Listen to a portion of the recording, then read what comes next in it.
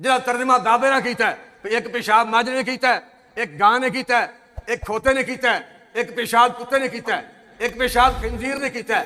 ते खिंजीर दे पेशाब तो बदतर ते पलीत तरीन जिहड़ा बंदा है, उस बंदे का नाम मिर्जा गुलाम अहमद कादियानी, ਉਹਦੇ पैरोकार का नाम जिहड़ा जिंदा खिंजीर के पेशाब तो भी पलीत है, वह मिर्जई है।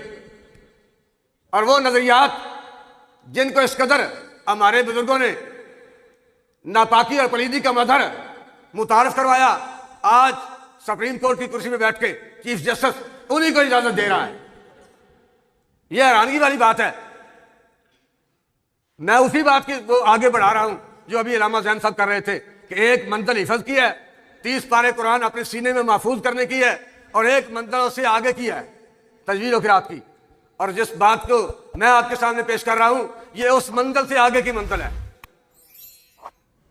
अमीर मोहतरम हाफिज साहब ने जब हिफज किया तो उनके उस्तादों ने अमीर मुजाहिदीन से अर्ज की कि बाबा जी अब ये आपका बेटा हाफिज कुरान बन गया है।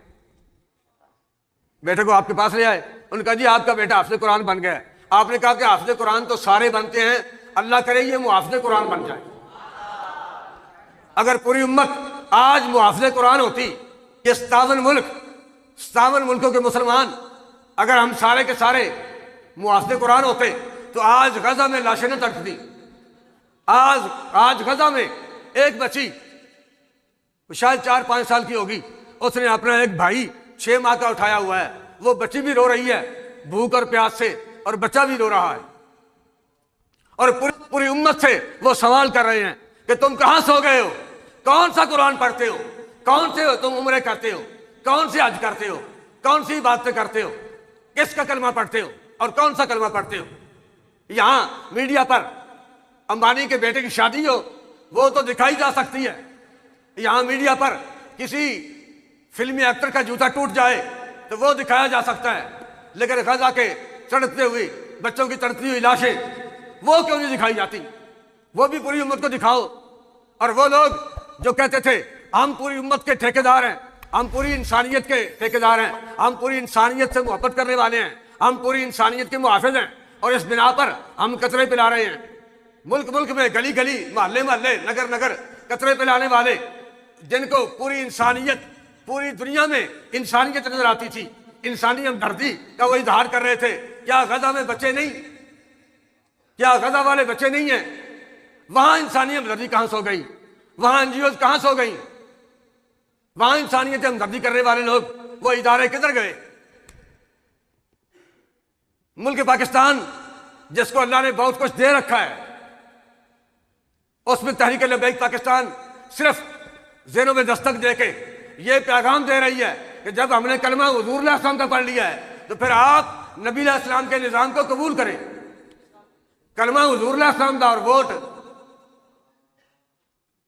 आप मेरे बात कारी साहब से कहेंगे जी आपको किसने कहा था, आप ही ने बुलाए, आपको सियासी बातें करने के लिए हमने आपको ये कॉन्फ्रेंस का प्रोग्राम आपने सियासी बातें करने के लिए रखा था।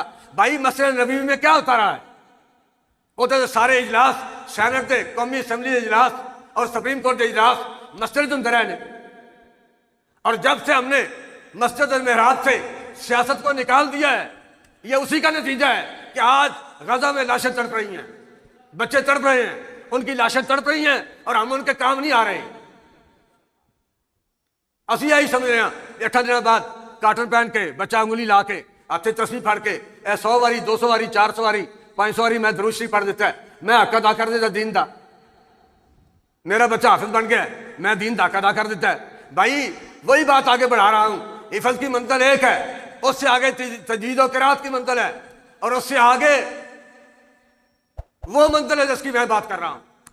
उम्मत आज भी, गजा की बेटियां आज भी किसी मोहम्मद बिन कासिम के इंतजार में है, किसी सुल्तान इल्तुतमिश के इंतजार में है, किसी महमूद गजनवी के इंतजार में है। और उम्मत क्या कर रही है?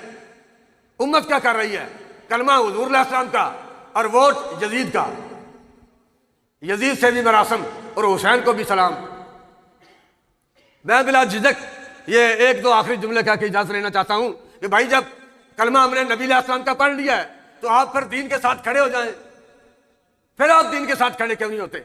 इसका मतलब यह है कि कलमा हुजूर अलैहिस्सलाम का, और जब वोट नून लीग, काफ लीग, पीटीआई, पीपल पार्टी का है, तो यही दीन के साथ गद्दारी है, यही दीन के साथ जुल्म है, यही उम्मत के साथ गद्दारी है।